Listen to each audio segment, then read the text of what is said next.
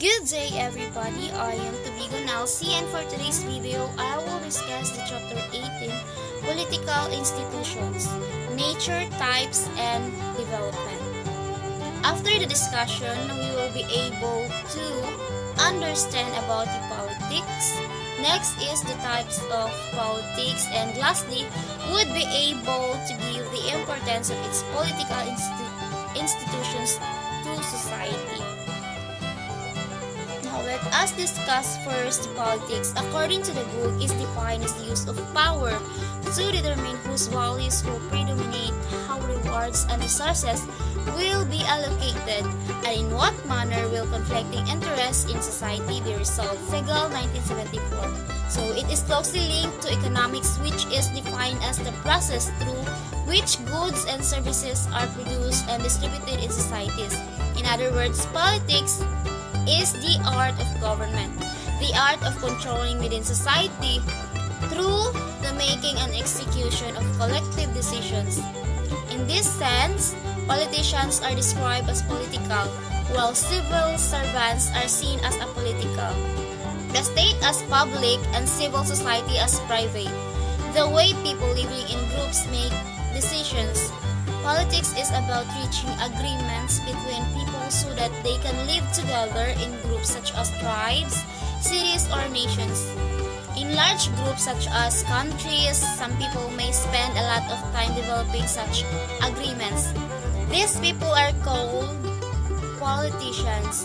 So, politicians can sometimes others may come together to form a government. Political science is known in college as political science. Political science or public politics. So, why is politics important? So, it is because it manages the distribution of resources, the benefits, and the burdens in the society. Now, let us proceed to the power, ability, and authority. So, power, the ability to get one's way even in the face of oppositions to one's goals. There are many examples of power tactics that are quite common and employed every day. So, some of these tactics include the bullying, collaboration, complaining, criticizing, demanding, disengaging, evading, humor, inspiring, manipulating, negotiating, socializing, and supplicating. The next one is the authority. So, it refers to the use of power that is seen as legitimate or socially approved or recognized. So, what is the difference between authority and power? So, power refers to the ability or potential for an individual to influence others and control their behavior. For example, a boss in a company has the power to set up regulations for the company's daily functioning.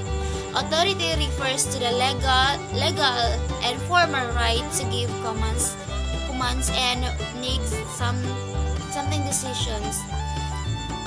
According also to Weber, is the authority of extraordinary personal gifts. Weber used this ecclesiastical term of mean absolute personal devotion and personal confidence in revelation, heroism, or other qualities of personal leadership. The next one is charismatic. So, what is charismatic? An example. So, a charismatic person attracts influences and inspires people by their personal qualities with her striking looks and charismatic personality. She was noticed for a wide. So, why is it important? Charismatic leaders promise change in the future for the society and also change people's attitudes and values. In this way, charismatic authority is revolutionary in a way that traditional and legal rational authority are not accordingly. Charismatic authority also exists in democratic societies, and of course, political leaders such as John F. Kennedy and Martin Luther King Jr. and Corazon Aquino were acknowledged as having considerable charisma.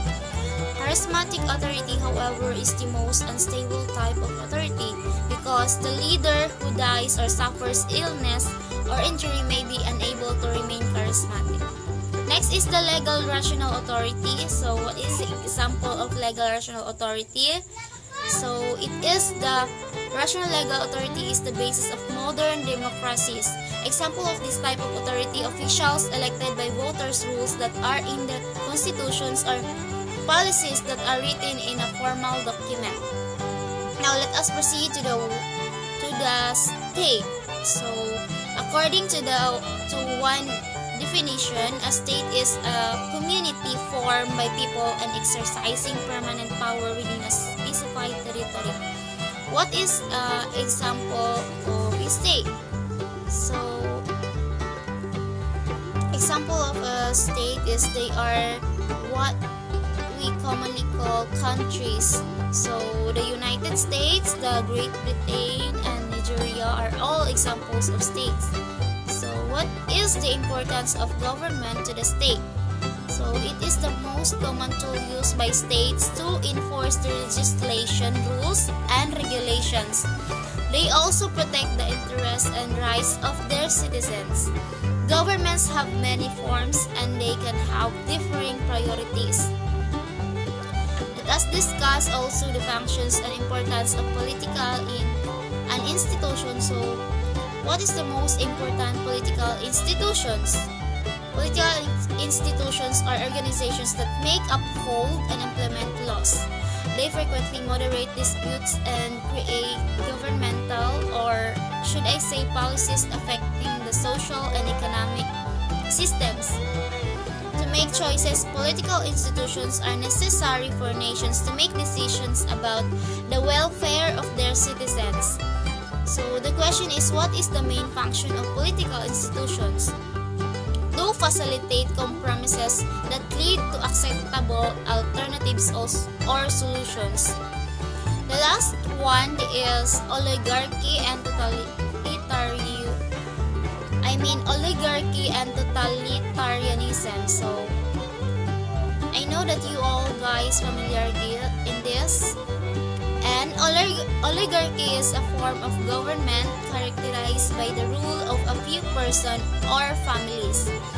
More specifically, the term was used by Greek philosopher Aristotle in contrast to aristocracy, which was another term to describe rule by a privileged few. So how is oligarchy used today? Oligarchy is in which a family rules often result in a power being passed down from generation to generation. Several modern countries could be described as oligarchies, including the Russia, China, and arguably even the US or the United States. So, what is the main difference between totalitarianism and authoritarianism? Both forms of government discourage individual freedom of thought and action. Totalitarianism attempts to do this by asserting total control over the lives of its citizens, whereas authoritarianism prefers the blind submission of its citizens to authority. So that would be all, guys. Thank you for listening. Hope you guys understand my discussion. Have a nice day.